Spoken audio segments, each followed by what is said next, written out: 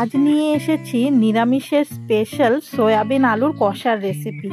আশা করি রেসিপিটি দেখলে তোমাদের ভালোই লাগবে। এই রেসিপিটা কিন্তু ভাত, রুটি, লুচি, পরোটা, পোলাও সব কিছুর সাথে অনায়াসে তোমরা খেতে পারবে। দুর্দান্ত স্বাদের এই নিরামিষ সয়াবিন কষাটা অতুলনীয় স্বাদের, আর সময়ও কিন্তু খুব কম লাগে, আর উপকরণও কিন্তু খুব কমই লাগে। তো এখানে কিন্তু উপকরণের মধ্যে নিয়ে নিয়েছি আমি সয়াবিন, আলু, টমেটো, কাঁচা লঙ্কা আর আদা। তো সয়াবিনটাকে কিন্তু আমি গরম জলে ভাপিয়ে নিয়েছিলাম সামান্য একটু নুন দিয়ে, তারপরে কিন্তু এটা জল চিপড়ে নিয়ে নিয়েছি। আর সাথে নিয়েছি আলু ডুমো ডুমো করে কেটে, এই সাইজের কিন্তু ডুমো ডুমো করে কেটে নিয়ে নিয়েছি আলুগুলোকে। আর নিয়েছি টমেটো, নিয়েছি কাঁচা লঙ্কা, আদা মশলার জন্য। তো এদিকে কিন্তু সব উপকরণ আমার তৈরি হয়ে গেছে। এখন একে একে কিন্তু আমি একটা মশলা তৈরি করে নেব। তো মশলা তৈরি করার জন্য এখানে নিয়ে নিয়েছি মিক্সার জার, দিয়ে দিলাম আদার টুকরোগুলো, দিয়ে দিলাম কাঁচা লঙ্কা, দিয়ে দিলাম এখানে 2 টেবিল চামচের মতো তিল। এটাকে কিন্তু সামান্য একটু জল দিয়ে খুব সুন্দর একটা ফাইন পেস্ট আমরা তৈরি করে নেব। তো এখানে কিন্তু আমাদের মশলাটা তৈরি করা হয়ে গেছে, দেখতেই পাচ্ছ খুব সুন্দর কিন্তু পাতলা করে করেছি আমি। একটু এটাকে সাইডে রেখে দিয়ে এখন আরেকটা মশলা তৈরি করে নেব, যার জন্য মিক্সচার জারে দিয়ে দিলাম কেটে রাখা টমেটোগুলো। তো টমেটোটার এখানে আমি পিউরি তৈরি করে নিয়েছি। এখন চলে যাব রান্না চাপাতে। তো রান্না চাপানোর জন্য কিন্তু কড়াইটা বসিয়ে দিয়ে দিলাম পরিমাণ মতো সরিষার তেল। সরিষার তেলটাকে খুব ভালোভাবে কড়ার চারোদিকে নাড়াচাড়া করে নিয়ে কিন্তু গরম করে নেব, যাতে তেলটা খুব ভালোভাবে গরম হয়ে যায়। তো তেলটা গরম হয়ে আসলে কিন্তু কেটে রাখা আলুগুলো একে একে দিয়ে খুব সুন্দর করে লালচে ভেজে তুলে নেব।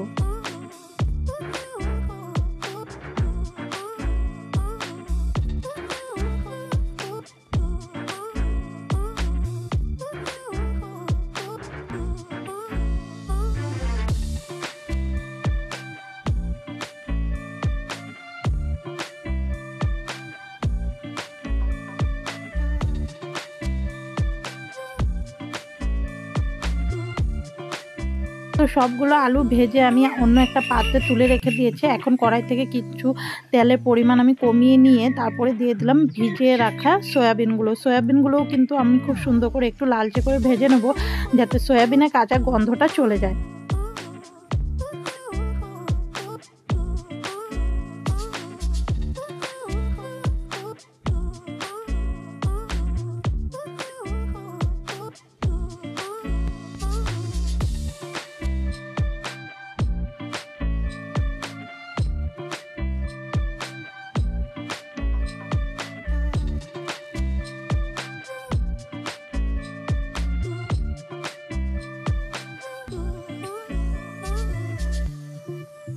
তো সয়াবিনগুলো ভাজা হয়ে গেলে তুলে রেখে দিয়ে একই কড়াইতে কিন্তু দিয়ে দিলাম তেল পরিমাণ মতো, তারপরে দিয়ে দিব 2টো তেজপাতা, দিয়ে দিলাম কয়েকটা গোটা গরম মশলা, দিয়ে দিলাম 1 টেবিল চামচের মতো 5 ফোড়ন।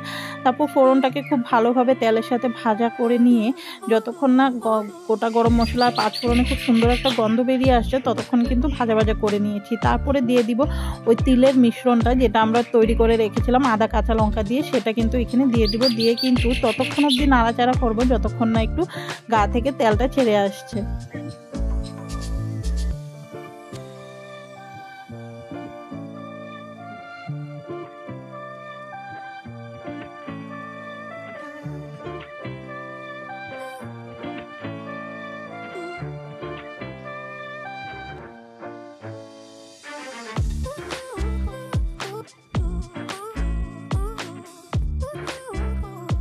তো এদিকে কিন্তু মশলা থেকে তেল ছাড়তে শুরু করে দিলে আমরা দিয়ে দেবো টমেটো পিউরিটা দিয়ে কিন্তু আবারও মশলার সাথে খুব ভালোভাবে নাড়াচাড়া করে দিয়ে ততক্ষণ আমরা এটাকে ভাজা ভাজা করবো যতক্ষণ না টমেটোর কাঁচা গন্ধটা চলে যায়।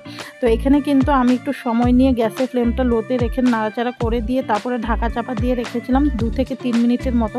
2 থেকে 3 মিনিটের পরে কিন্তু আবারও চলে আসলাম, ঢাকনা খুলে দেখতেই পাচ্ছ কতটা সুন্দর কিন্তু কালার চেঞ্জ হয়েছে, আর তেলটা কিন্তু পুরোপুরি গা থেকে ছেড়ে দিয়েছে। এখন কিন্তু নাড়াচাড়া করে দিয়ে দিব কিছু মশলা। তো প্রথমেই দিয়ে দিলাম 1 টেবিল চামচের মতো নুন, দিলাম 1 টেবিল চামচের মতো হলুদ গুঁড়ো, 1/2 টেবিল চামচের মতো দিলাম কাশ্মীরি লাল লঙ্কা গুঁড়ো, 1 টেবিল চামচের মতন দিলাম জিরে গুঁড়ো, 1 টেবিল চামচের মতো দিলাম ধনে গুঁড়ো, আর দিয়ে দিলাম 1/2 টেবিল চামচের থেকেও কম ঝাল লাল লঙ্কার গুঁড়ো। দিয়ে কিন্তু সবগুলো মশলা একসাথে মিশিয়ে দিয়ে আবারও একটু ভাজা ভাজা করে নেব, গ্যাসের ফ্লেমটা লোতে রেখে ঢাকা চাপা দিয়ে, যাতে মশলার কাঁচা গন্ধটা চলে যায়।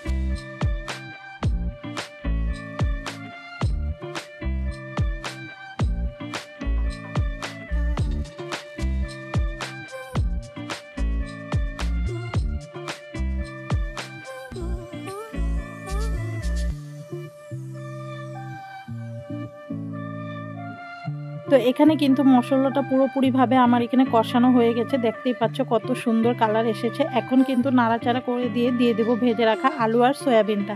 আলু আর সয়াবিনটা দিয়ে কিন্তু আবারও মশলার সাথে খুব সুন্দর করে নাড়াচাড়া করে দিয়ে ঢাকা চাপা দিয়ে গ্যাসের ফ্লেমটা লো টু মিডিয়ামে রেখে মশলাটাকে আলু সয়াবিনের সাথে আরও কিছু সময় নিয়ে কিন্তু কষিয়ে নেব।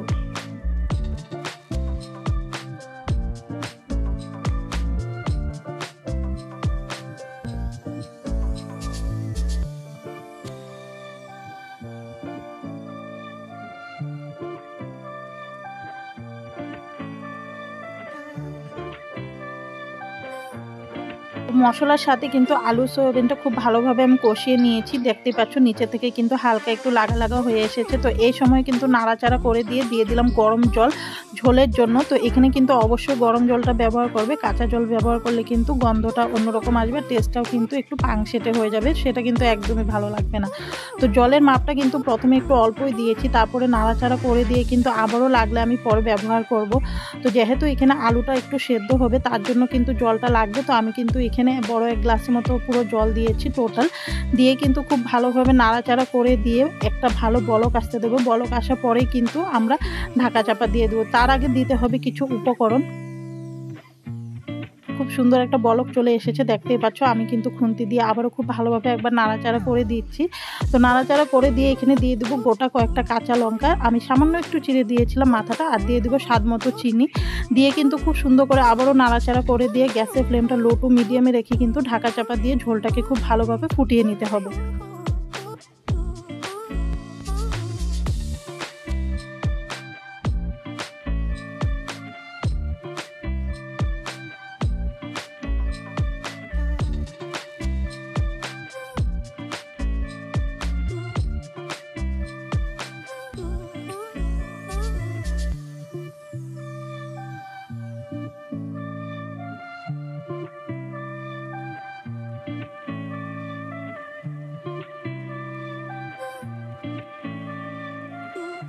ঝোলটাকে খুব ভালোভাবে ফুটিয়ে নিয়ে কিন্তু ঢাকনাটা খুলে আমি কয়েকটা আলু ম্যাশ করে দিয়েছিলাম খুন্তির সাহায্যে। তারপর এখানে টেস্টের জন্য দিয়ে দিলাম কিন্তু গরম মশলার গুঁড়ো। গরম মশলার গুঁড়োটা দিয়ে কিন্তু খুন্তি দিয়ে আবারও খুব ভালোভাবে নাড়াচাড়া করে দিয়ে গ্যাসের ফ্লেমটা লোতে রেখে ঢাকা চাপা দিয়ে 5 মিনিটের মতো আরও ফুটিয়ে নিলেই কিন্তু তৈরি হয়ে যাবে আমাদের নিরামিষ সয়াবিন আলুর এই কষাটা।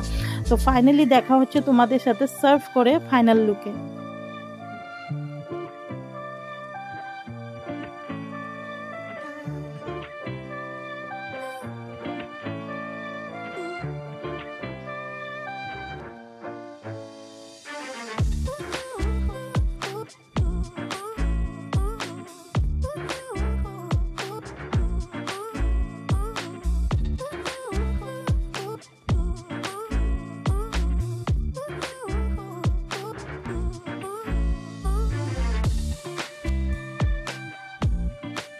তো সয়াবিন আলুর কষাটা খুব সুন্দর করে রান্না করে পরিবেশন করে সার্ভ করে দিলাম তোমাদের সামনে। আশা করি রেসিপিটা দেখেছো তোমাদের ভালোই লাগবে।